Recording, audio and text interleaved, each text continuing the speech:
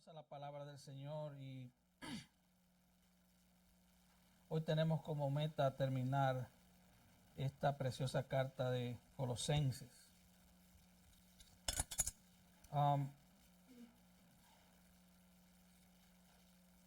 Un ministro de una congregación presbiteriana en Melbourne, Australia, usó toda su elocuencia para presentar un día a un predicador invitado. El predicador invitado era el misionero Hudson Taylor. Y él lo presentó y dijo, nuestro ilustre invitado. Para que usted entienda, Hudson Taylor fue un misionero bautista inglés que pasó 54 años como misionero en China. Fundó la organización misionera más grande en ese país que todavía existe y tradujo la Biblia al idioma mandarín. Pero el ministro que lo presentó no esperaba las primeras palabras que este hombre dijo.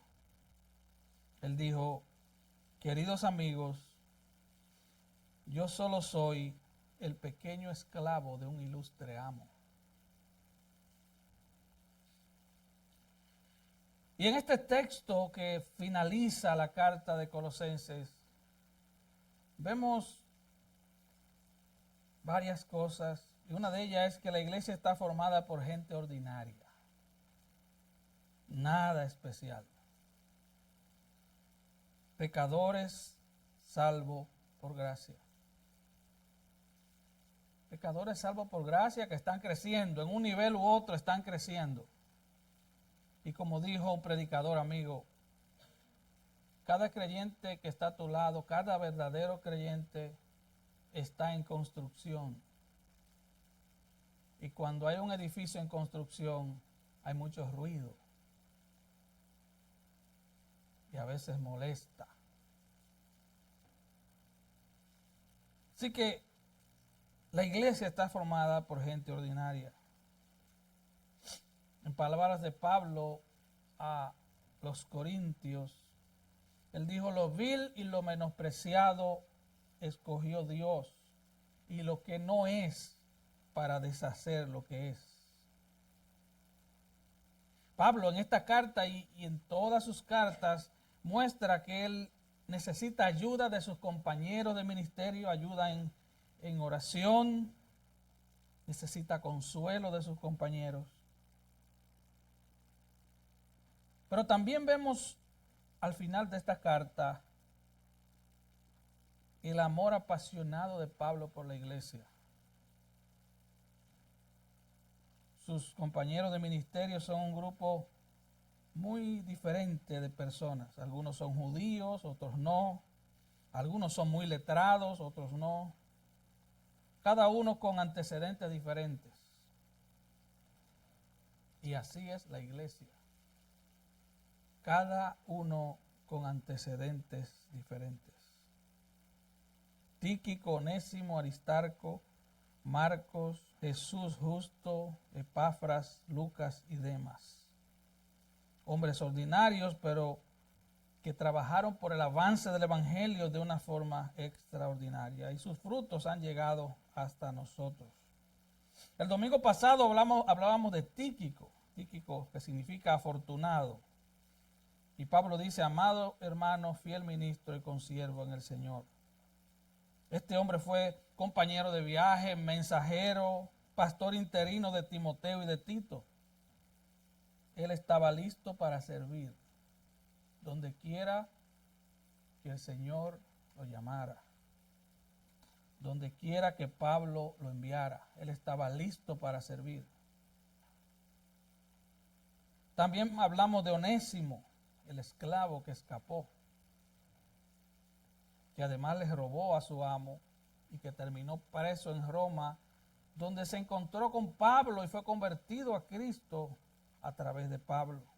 Y la transformación de este hombre fue tan radical que, según la historia, terminó siendo pastor de la iglesia de Colosas y a la vez pastor de su amo terrenal, Filemón. Así que aquí vemos un esclavo pastoreando a un amo. Echemos un vistazo a nuestro tercer hombre esta mañana, Aristarco. Capítulo 4, versículo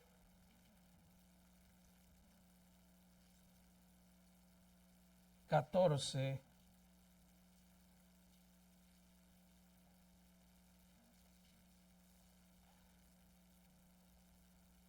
Versículo 10.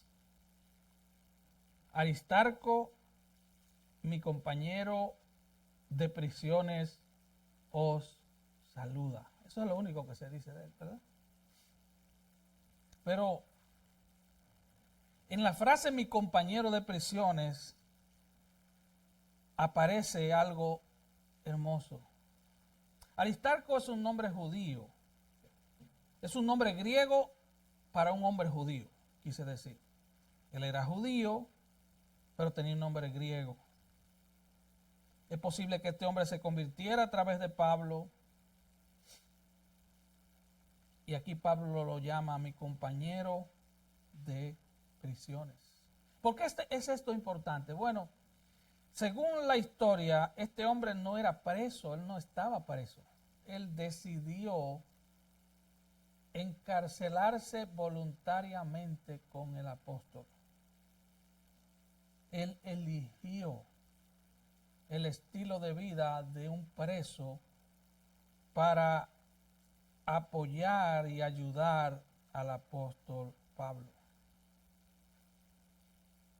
Tenía un corazón amoroso. O sea, hay gente que no pueden dirigir en un servicio. Hay gente que si ven un micrófono se entran en pánico. Pero aman tanto que son capaces de llevar las cargas de los otros. Este hombre era uno de esos. No sabemos qué más hizo este hombre. Lo que sí sabemos es que él dejó todo, él renunció a su libertad para servir a Pablo. Hermanos, hablando a nivel local, y yo sé que esto sale por Facebook, pero esta iglesia no existiría si no fuera por un grupo de hombres, mujeres y jóvenes que siempre van una milla extra, con sus recursos, con su tiempo, con sus habilidades, con su amor desinteresado por otros hermanos. Este hombre era un ejemplo de eso. Y la obra del Señor nunca se haría si no fuera como personas como Aristarco, que están dispuestas a renunciar a su libertad, o renunciar a su tiempo, o renunciar a ciertos recursos, o renunciar a algo para servir al Señor. Y gracias a Dios por hombres y mujeres que se quedan cuando las cosas se ponen difíciles. Se quedan contigo cuando el ministerio es más terrible. Porque no todos se quedarán cuando el ministerio se pone difícil. Lo sé por experiencia. Y es como si Pablo preguntara, ¿quién es voluntario? Y Aristarco dice, yo. ¿A dónde vamos? ¿Cuál es la siguiente prisión? Usted sabe, Pablo era el tipo de hombre que a diferencia de los superapóstoles de hoy, él no preguntaba por hoteles 5 estrellas, ni por limusina, ni por a cuánto le iban a pagar. Él preguntaba, ¿cómo son las prisiones allá? Eso era lo que estaba en él. Oí hablar de un falso, extremadamente falso predicador que cobra $60,000 para ir a predicar a un lugar. Y es una vergüenza para el Evangelio. Es una vergüenza que el púlpito sea tan barato que solo cueste dinero. Es una vergüenza. Así que Aristarco muestra lo que es grandeza. Y son muchos hermanos así como Aristarco, en las iglesias, hermanos anónimos, hermanos sin nombre, pero que simplemente sirven. No lo conocen en público, no conocen tal vez lo que hacen, pero Dios los conoce. Este es el llamado de Dios. Servir, dice Juan 12, 25 y 26, el que ama su vida la perderá y el que aborrece su vida en este mundo, para vida eterna la guardará. Y él dice el Señor, si alguno me sirve, sígame, y donde yo estuviere, allí también estará mi servidor. Si alguno me sirviere, mi Padre le honrará. Si alguno me sirviere, mi Padre le honrará. Mateo 24, 46. Bienaventurado aquel siervo al cual cuando su Señor venga le halle haciendo así.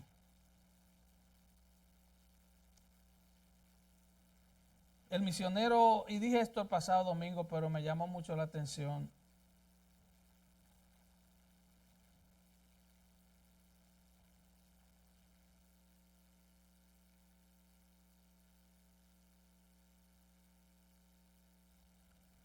Este misionero dijo, Señor, envíame a donde quieras, solo te pido que vayas conmigo, coloca en mí la carga que quieras, solo te pido que me sustentes. Corta toda atadura, excepto la que me une a tu servicio y a tu corazón. Eso nos lleva al segundo punto. Marcos, la parte B del versículo 10 dice, y Marcos, el sobrino de Bernabé, del cual habéis recibido mandamiento, si fuere a vosotros, recibidle. Y usted dirá, ¿y por qué Pablo dice que si fuere a vosotros, recíbanlo? Vamos a ver por qué. Este es Marcos y lo hemos llamado un hombre con una segunda oportunidad. Veamos un poco de historia de este hombre. Cuando Pedro estaba preso, recuerden, por allá, por el libro de los Hechos, Herodes manda a matar a Jacobo. Jacobo fue el primer mártir de los apóstoles y manda a matar a Jacobo y manda a apresar a Pedro. Ustedes recuerdan la historia, lo encerraron en una celda de máxima seguridad. Y nos cuenta el libro de los Hechos que la iglesia estaba orando en la casa de Marcos. Ahora en Hechos 12:12 vemos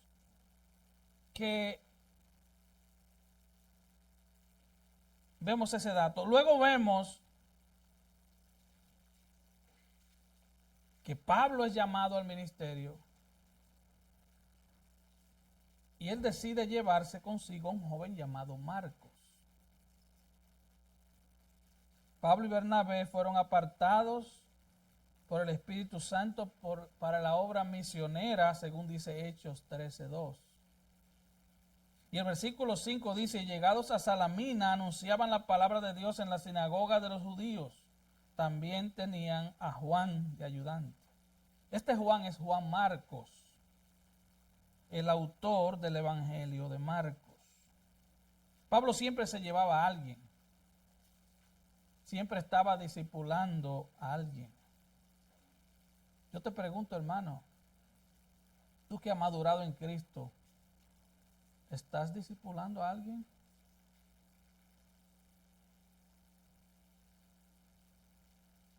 Ahora vemos que en Hechos 13:13, habiendo zarpado de Pafos, Pablo y sus compañeros arribaron a Perge de Panfilia, pero Juan, apartándose de ellos, volvió a Jerusalén. Ahora miren un dato. Marcos sale en el primer viaje misionero, pero cuando el viaje se puso peligroso, dejó el viaje, se bajó del barco. Estoy hablando del autor del Evangelio de Marcos. Eran unos caminos peligrosos, estaban llenos de ladrones y bandidos. Y era poner la vida en riesgo, total peligro, es cierto. Pero ¿qué dice Hechos 13:13? Y Juan se apartó de ellos y volvió a Jerusalén. O sea, cuando las cosas se ponen difíciles, Marcos se va. Cuando el viaje estaba fácil, cuando la navegación era tranquila, él estaba emocionado. Llegaron a la parte difícil y él tomó el barco más rápido de regreso a la casa de su madre. La iglesia de Jerusalén parece que se reunía en la casa de la madre de Marcos. Ahora en Hechos 15:37, Pablo va a emprender el segundo viaje misionero. Y vemos, si usted lee 3 versículos, se dará cuenta que Bernabé le dijo a Pablo, vamos a llevarnos a Marcos, el que lo había dejado, cuando las cosas se pusieron difíciles. Y dice que Pablo no le parecía bien llevarlo. Y hubo tal desacuerdo, versículo 39, que se separaron el uno del otro. Ahora vemos 2 hombres de Dios, vemos a Pablo y vemos a Bernabé separados porque no querían llevarse a Marcos en su viaje misionero. No quiero un tipo cobarde conmigo, diría Pablo. Y se separaron. Hubo una separación entre estos 2 hombres.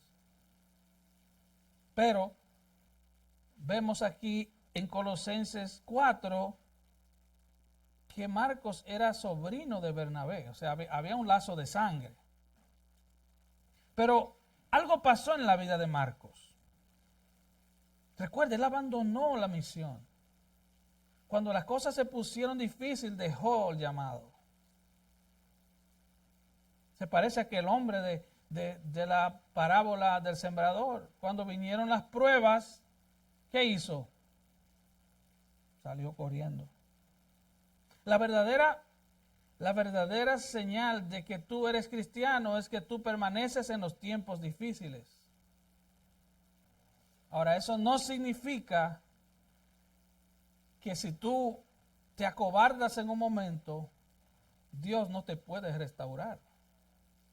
Esto fue lo que pasó con Marcos. Y Pablo dice, Marcos, el sobrino de Bernabé, acerca del cual habéis recibido mandamiento, si fuere a vosotros recibirle.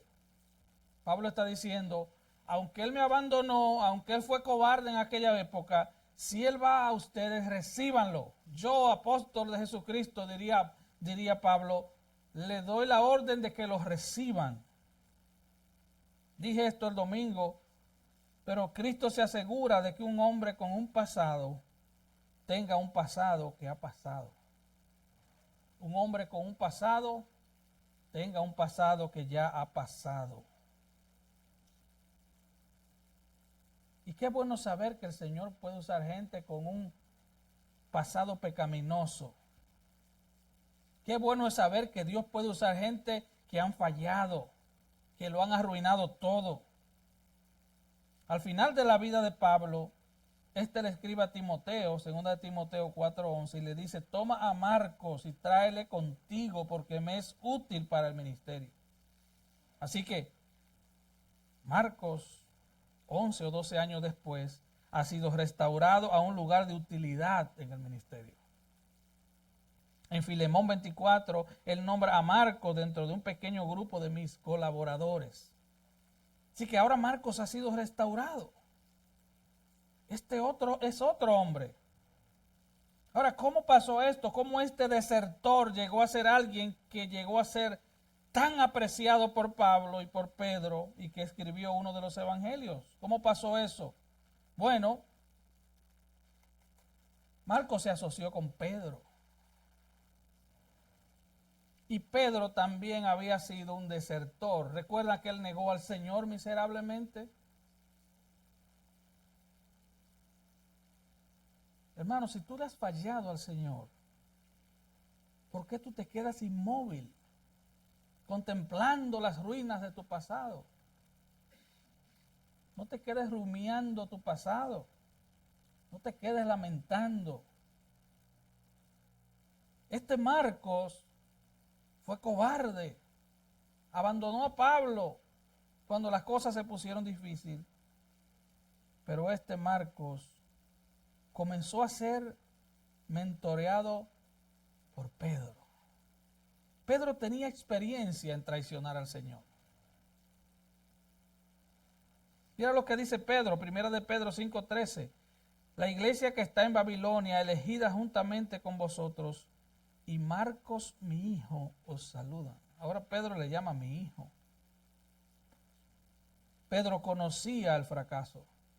Pedro sabía cómo manejar el fracaso. Así que en algún lugar del camino se encontró con Marcos y le dijo, ven Marquitos, yo conozco el camino, te voy a ayudar. Esto dice algo de cómo Dios puede usar tu pasado para ayudar a alguien. Tu pasado no está ahí para que tú te lamentes. ¿Usted entiende eso? Tu pasado está ahí en tu currículum para que tú ayudes a alguien a encontrar el camino. Para eso está tu pasado ahí. ¿Por qué Dios permitió que yo pasara por esto? Para que tú ayudes a otros que están pasando por eso y los traigas a Cristo. Esa fue la influencia de Pedro en Marcos. Así que unos años después de esto, tal vez 6 años, Marcos se sienta bajo la inspiración del Espíritu Santo y escribe el Evangelio de Marcos. Uno de los 4 evangelios fueron escritos por un hombre que le falló al Señor y fue restaurado. Eso nos lleva al siguiente personaje, Jesús, llamado Justo. Versículo 11. Y Jesús llamado Justo, que son los únicos de la circuncisión que me ayudan en el reino de Dios y han sido para mí un consuelo. Este hombre solo se menciona esa vez en el Nuevo Testamento, no aparece otra vez. Pablo conocía el desánimo, el desaliento, él no era un superhombre, y él dice que estos hombres han sido para él un consuelo. Aristarco, Marcos y Jesús son los únicos judíos, compañeros, trabajadores para el reino de Dios. Han sido un consuelo para mí, dice Pablo. Este hombre, aunque no dice mucho, dice muy poco y solo una vez, pero Pablo dice, estos son los únicos de la circuncisión, estos son los únicos judíos que me ayudan en el reino de Dios. En esas palabras hay algo grande encerrado. Él tuvo que darle la espalda a su propio pueblo para seguir a Cristo y para ayudar a Pablo. Él le dio la espalda a su pueblo. Él le dio la espalda a su cultura. Él le dio la espalda a todo para ayudar a Pablo. Y eso nos lleva al siguiente personaje, Epafras.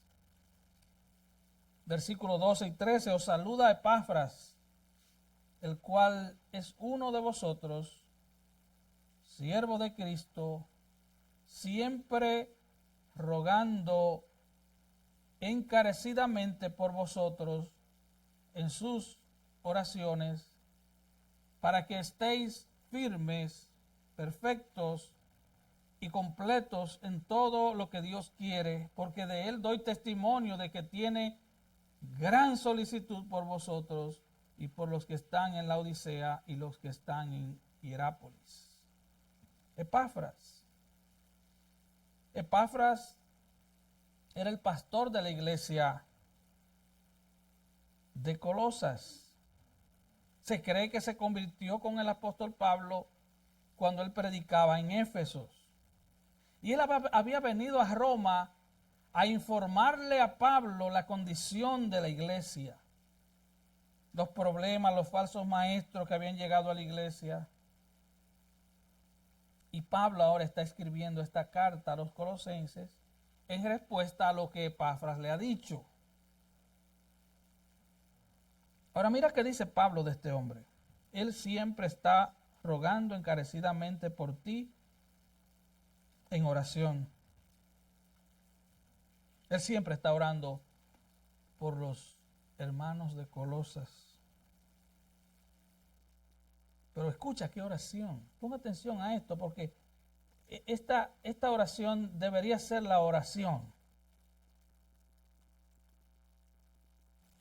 Rogando encarecidamente por vosotros en sus oraciones para que estéis firmes, perfectos y completos en todo lo que Dios quiere. Y luego dice, porque de él doy testimonio de que tiene gran solicitud por vosotros. La palabra en griego es dolor, tiene gran dolor por vosotros. Dice, este es uno de ustedes, este es tu pastor, tu fundador, es un siervo de Cristo. Y él está sufriendo por ustedes en oración. Ese es el corazón de un pastor. El corazón de un pastor debe ser clamar a Dios para que cada oveja del redil del Señor esté firme. Por ahí comienza todo. Estés firme, estés perfectos y completos en todo lo que Dios quiere, en toda su voluntad. Firmes en la voluntad de Dios, firmes en conocer la voluntad de Dios. No se trata de simplemente llenar bancas, se trata de que cada hermano que llega a la congregación se mantenga firme en el Señor. Ese es el corazón de un pastor. A un verdadero pastor le duele la inmadurez, la falta de santidad, la falta de compromiso de los hermanos. Y aunque Epafras estaba lejos, él estaba orando. Él estaba peleando fervientemente, rogando encarecidamente. La palabra encarecidamente es agonizar. Él estaba agonizando en oración por los hermanos bajo su cuidado. Este es el trabajo del pastor. Es traer la palabra de Dios con fidelidad, interceder por los hermanos. No es servir de payaso ni de entretener a la gente para que se rían un poco y se vayan felices al infierno. No. Es mostrarle por la palabra el camino, es mostrarle la voluntad de Dios a través de las Escrituras y orar para que cada hermano se mantenga firme en eso, en la voluntad de Dios. Así que él oraba con insistencia, con empeño, con interés. Esto es lo que significa encarecidamente. Agonizar, orar con insistencia, con empeño, con interés, de manera repetida. La oración no es simplemente lanzar pequeños pensamientos a Dios. Y enseñamos anteriormente que orar significa preocuparse por algo y orar por eso. Es preocuparse por algo.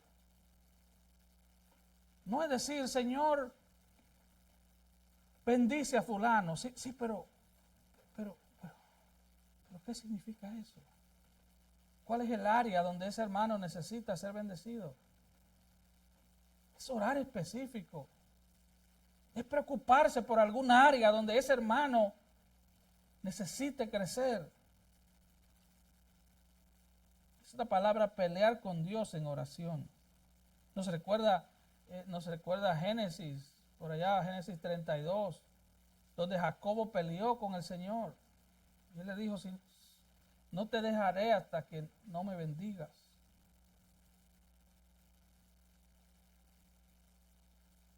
Esa es la preocupación de un pastor. No se trata de hacer actividades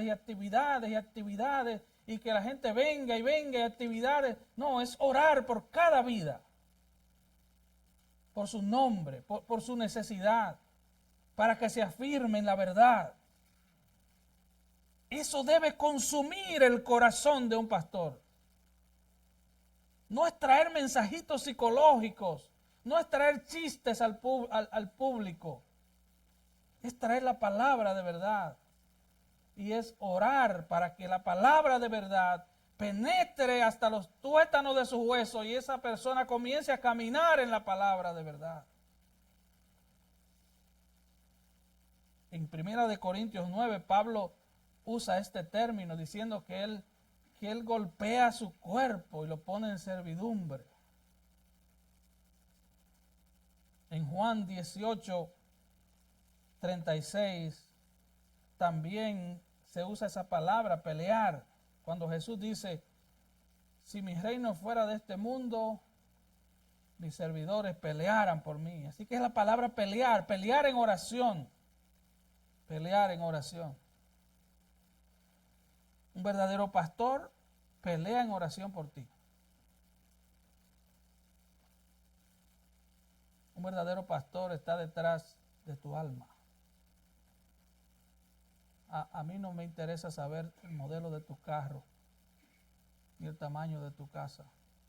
¿De qué te vale alcanzar el mundo si al final pierdes tu alma? ¿De qué te vale tener logros en esta tierra? Tener profesiones, tener esto, tener aquello, si al final te vas a ir al infierno, donde no hay paredes para enganchar tus títulos. Esa debe ser, y yo al estudiar esto, me he convencido que ese debe ser más y más mi trabajo. Predicar la palabra con fidelidad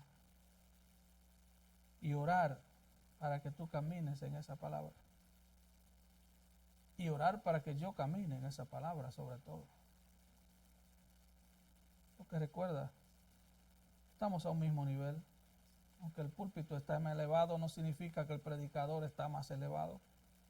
También soy un pecador que necesito el mismo alimento que tú necesitas. Así que él estaba orando para que pueda ser firme, perfecto y completo en la voluntad de Dios.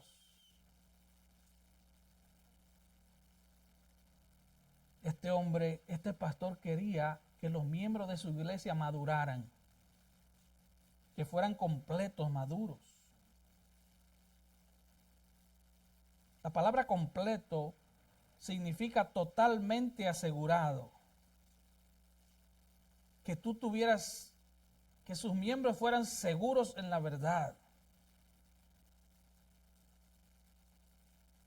Que tu mente esté llena de la verdad de Dios.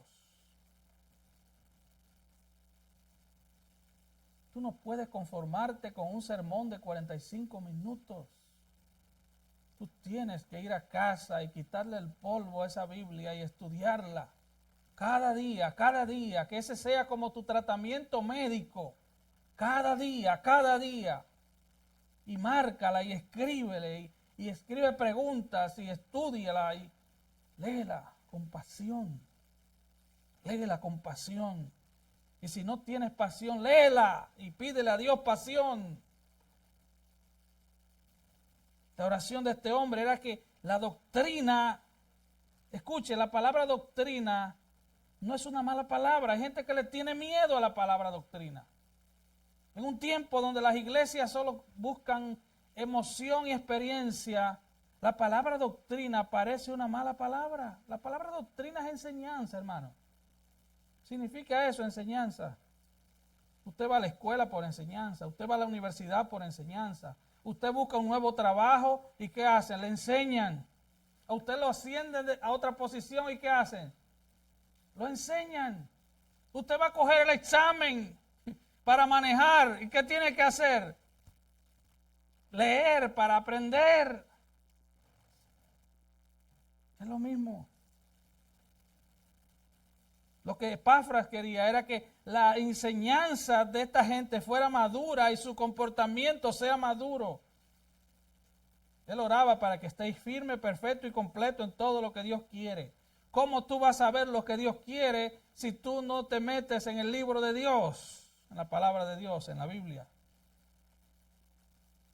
Pero para que esto suceda, nuestras mentes tienen que ser transformadas por la palabra de Dios. Así que este hombre tenía la idea clara del verdadero ministerio. El verdadero ministerio consiste en eso. Y cada pastor en el mundo debería tener ese deseo, que su pueblo sea maduro, convencido en su mente, seguro de la verdad.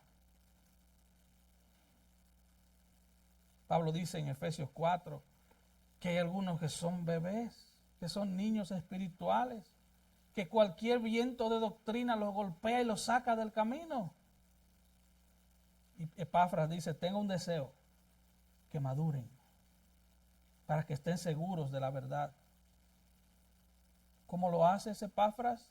2 Timoteo 3:16 y 17. Toda la escritura es inspirada por Dios y útil para enseñar, para redarguir, para corregir, para instruir en justicia, a fin de que el hombre de Dios sea perfecto, enteramente preparado para toda buena obra. Así que Epafras quería enseñar y creía en enseñar. Este hombre tenía una sola pasión, que su pueblo fuera maduro en el conocimiento de Dios. Esa debe ser la pasión de un pastor. Al estudiar esto, he tenido que examinar mi corazón, porque esa tiene que ser la pasión. No pueden haber dos pasiones, tiene que haber una. Que el pueblo de Dios sea maduro en el conocimiento de Dios. Efesios 4, 11 y 12. Él mismo constituyó a unos apóstoles, a otros profetas, que son la fundación de la iglesia, y dice, a otros evangelistas, a otros pastores y maestros. ¿Para qué? A fin de perfeccionar a los santos para la obra del ministerio, para la edificación del cuerpo de Cristo. Este hombre es un guerrero de oración y él tenía una única pasión, que la gente madurara. Eso nos lleva al quinto punto. Lucas, el médico amado. Así lo menciona Pablo, versículo 14. Este era el médico personal de Pablo. Ahora, hay algo especial con este médico.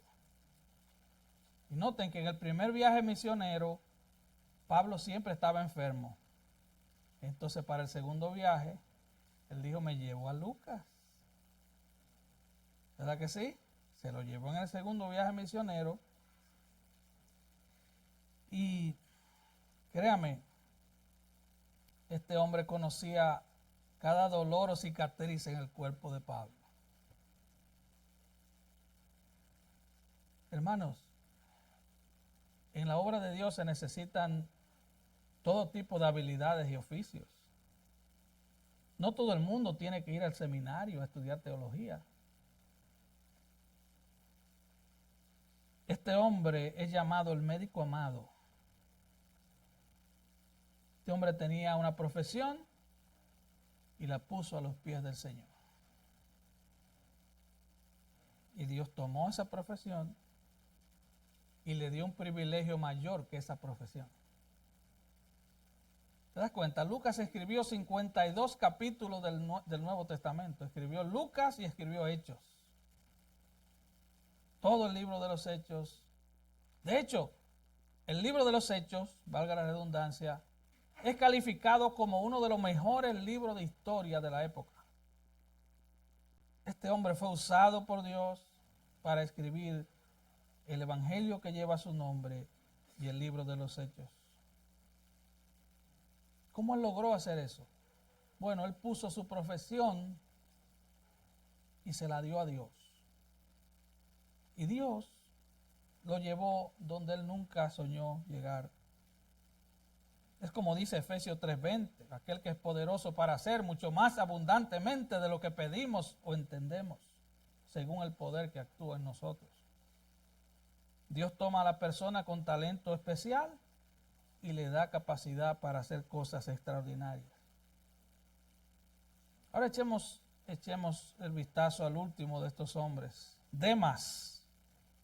Y podríamos decir que esta es como la mosca en la leche, o como diría el proverbista, la mosca en el perfume, la mosca muerta en el perfume. Demas. En este texto no podemos ver el final de Demas, simplemente dice y Demas. Solo eso dice. En Filemón 24 es mencionado por Pablo como mi colaborador. Pero al ver 2 de Timoteo 4, 9 y 10, vemos lo siguiente. Pablo dice, recuerda, esta es la última carta de Pablo, esta es la carta de despedida de Pablo, y él dice, procura venir pronto a verme, porque Demas me ha desamparado amando este mundo. Demas estaba en el primer encarcelamiento de Pablo, estaba alrededor de su segundo encarcelamiento, Demas era su colaborador, pero dice, ahora él le dice a Timoteo, Demas me ha desamparado amando al mundo. Qué triste, ¿verdad? Él abandonó a Pablo porque se enamoró del mundo.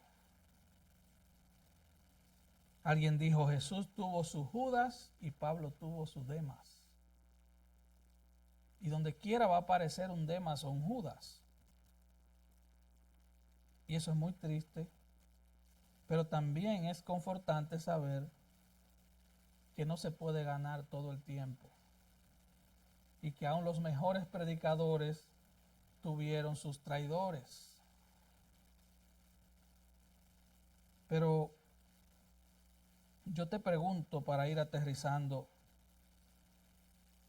¿cómo quieres ser recordado al final de tu vida? ¿Como Onésimo? ¿Como Marcos? Que tuvieron sus fallas, pero al final enderezaron su camino. O solo como Demas, que comenzó bien, pero fue atraído por el brillo falso del mundo. Hermano, hermana, cuídate del mundo. Cuídate del mundo, porque tú y yo tenemos un corazón engañoso y perverso. Y el mundo nos atrae. El brillo falso del mundo nos atrae. Y Satanás, por si eso no fuera poco, Satanás anda alrededor buscando a quien devorar. No coquetees con el mundo. El mundo pasa y sus deseos. Pero el que hace la voluntad de Dios permanece para siempre. La advertencia de la Biblia es, no ames al mundo ni las cosas del mundo. Porque el que ama el mundo, el amor del Padre no está en él. Y estamos llegando casi a fin de año, donde a muchos cristianos se les olvidan sus convicciones, se les olvida todo. Se les olvida todo. No coquetees con el mundo. No te dejes engañar con las ideologías modernas que son contrarias a la palabra de Dios. Es tan terrible, hermano. Y ideologías modernas, usted oye decir, la interrupción voluntaria del embarazo. La Biblia le llama asesinato, le llama aborto.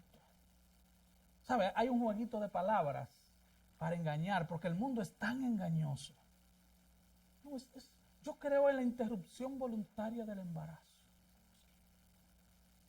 ¿Tú crees en el homicidio voluntario de un bebé que no se puede defender? Bueno, y que hay 38 géneros hoy en día. Varón y hembra los creó Dios. Varón y hembra los creó Dios. Cuando tú oyes a alguien decir, yo soy pro-choice. ¿Pro-choice what? Ya tú elegiste. Tú eres pro-aborto. Punto. No es pro-choice. Ideologías del mundo. Ideologías diabólicas que se han metido en nuestras escuelas. Que nuestros hijos se la han metido por boca y nariz.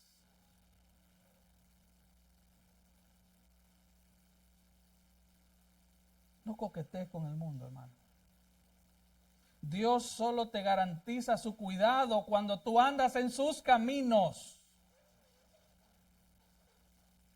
Ser cristiano no es una póliza de seguro para hacer lo que nos venga en gana, hermanos. Dios solo garantiza tu cuidado si tú andas en su camino, no en los tuyos. Demas estaba con Pablo y el mundo lo atrajo. Terminó apartándose de Cristo. No te duermas, hermano. Ahora, para ir acercándonos ya a la conclusión, mira cómo Pablo cierra esta carta, versículo 15. Saludad a los hermanos que están en la Odisea y a Ninfas y a la iglesia que está en su casa. Recuerda, las iglesias en aquellos días se reunían en casas. No fue sino a partir del siglo III que comenzaron a construir edificios para iglesias. Versículo 16, cuando esta carta haya sido leída entre vosotros, haced que también se lea en la iglesia de la Odicenses y que la de la Odisea se lea también a vosotros.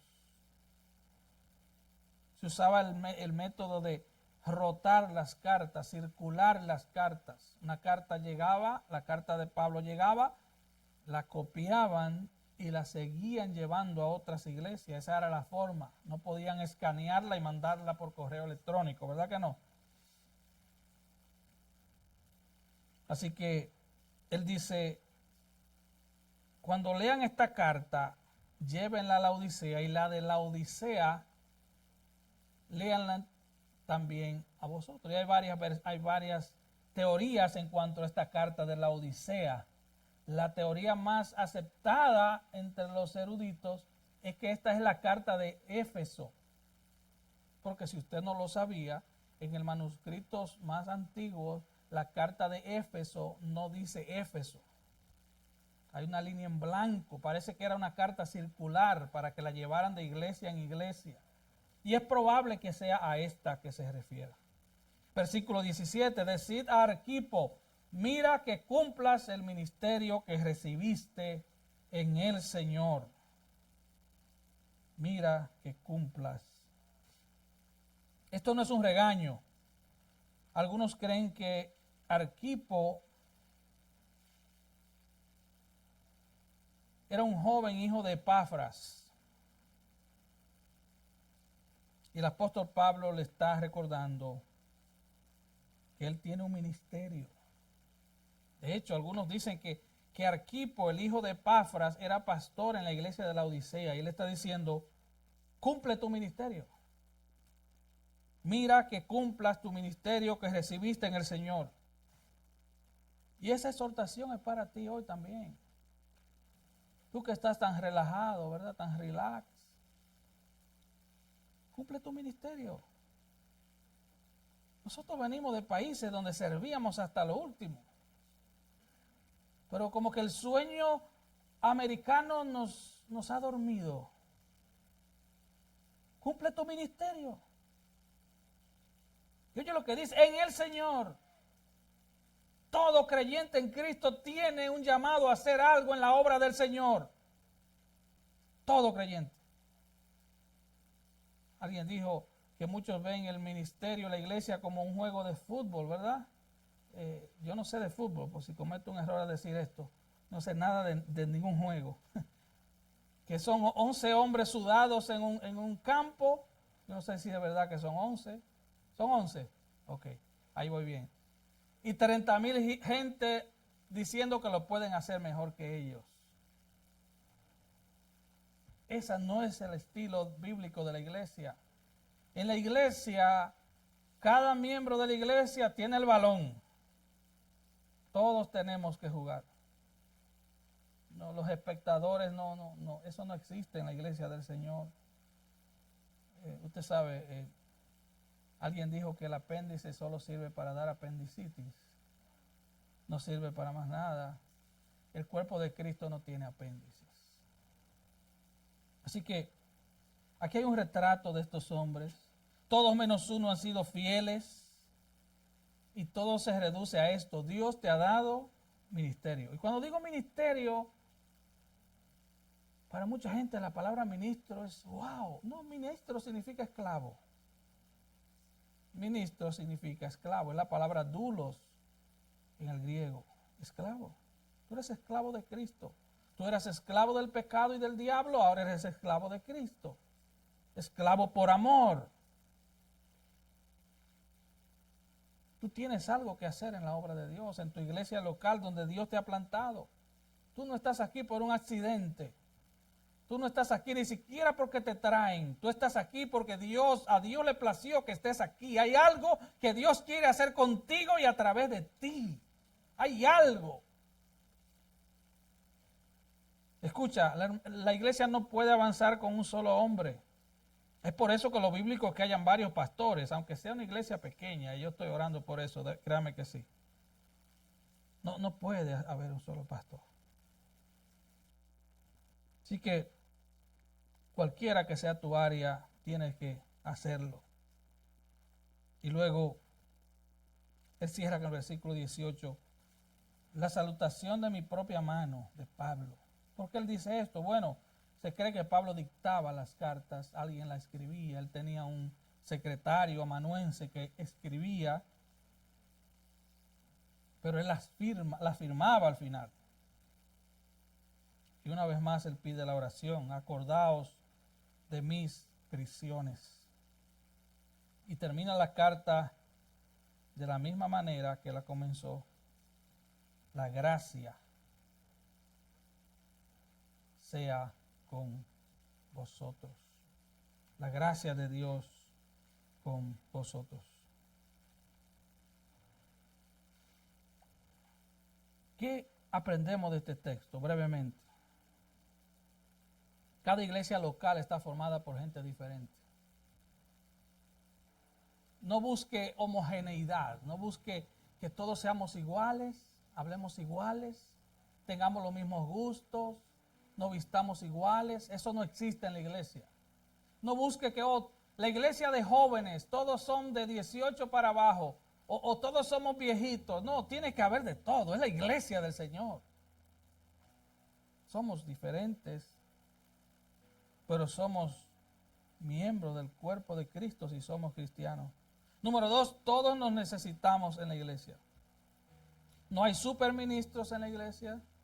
No hay superestrellas, no hay celebridades en la iglesia. La iglesia no es un lugar para venir a exhibir nuestro traje de $500. Bueno, eso no es nada para estos superapóstoles de hoy. Eso no es nada para ellos. 500, no, eso es muy poco. Aquí vimos estos hombres realizando labores extraordinarias. Eran gente ordinaria. Dios escoge lo vil y lo menospreciado del mundo. Dios los salva y los injerta en cuerpos locales de iglesia. Este texto nos enseña que la iglesia no es perfecta. No busques perfección en la iglesia. Marcos fue un desertor restaurado. Onésimo, un delincuente transformado. Demas comenzó bien y se fue al mundo. Esto nos muestra algo. Todos necesitamos el evangelio. Lo que tú y yo necesitamos no es ver un psicólogo. Lo que tú y yo necesitamos es el evangelio. Lo que tú necesitas y yo necesito no es más entretenimiento. Demasiado tienes con el teléfono ese. Es el evangelio. ¿Qué aprendemos de esto? Siempre va a haber manchas y arrugas en la iglesia. ¿Por qué? Porque todos nosotros tenemos manchas. Todos. También aprendemos que no importa cuál sea tu background, tus antecedentes, tu preparación intelectual, o si no tienes ninguna preparación.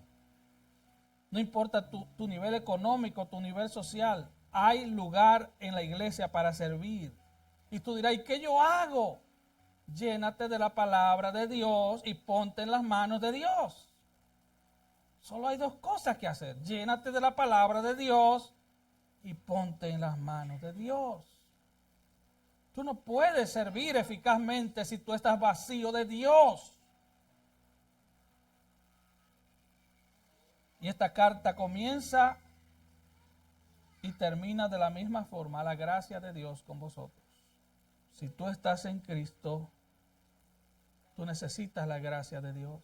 Yo necesito la gracia de Dios. Todo lo que recibimos es por gracia. Pero si tú estás sin Cristo, puedo asegurarte por la Biblia que las puertas de la gracia todavía están abiertas. Ven a Cristo hoy. Este es el día aceptable. Este es el día oportuno. Ven a Él en arrepentimiento. Somos pecadores, pero si tú estás sin Cristo, tú estás cargando con tu pecado. Ven a Cristo en arrepentimiento y fe. Ven a Cristo confiando únicamente en Él para el perdón de tus pecados. Ven a Cristo hoy. Mañana no está seguro para nadie. Inclinemos nuestros rostros en oración. Padre, gracias por tu palabra.